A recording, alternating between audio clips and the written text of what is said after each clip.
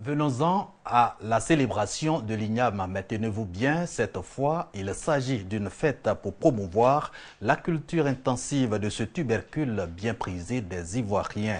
Eh bien, l'initiative est de la plateforme d'action nationale pour l'agriculture familiale en Côte d'Ivoire.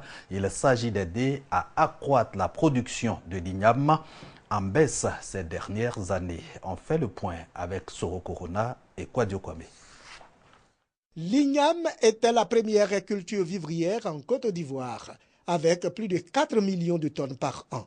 Cependant, la production connaît une baisse ces dernières années, baisse relative au changement climatique, à l'abandon de la culture de l'igname au profit des cultures industrielles. Pour une production intensive de l'igname, la PANAFSI, qui est la plateforme d'action nationale pour l'agriculture familiale en Côte d'Ivoire, mène des actions sur le terrain. La section de la PANAFSI de la région du Bélier a donc initié une journée dédiée à la promotion de l'igname.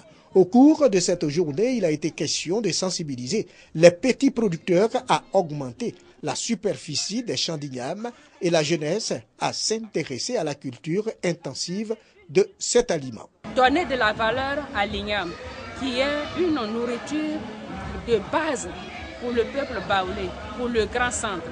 Valoriser leur culture, amener nos jeunes à aimer la terre, à aimer l'igname. Les autorités administratives, politiques et invités ont salué la démarche de la plateforme d'action nationale pour l'agriculture familiale en Côte d'Ivoire. La présidente nationale de la PANAFSI a plaidé pour une agriculture familiale qui, au-delà de nourrir la famille, satisfait les besoins de tout le pays. L'agriculture, on le dit, elle nourrit son homme, mais il faut le faire de façon professionnelle. Il faut le faire de sorte que ça soit un métier valorisant. L'igname est le deuxième aliment le plus consommé après le riz. La Côte d'Ivoire est d'ailleurs le troisième pays producteur mondial de l'igname après le Nigeria et le Ghana.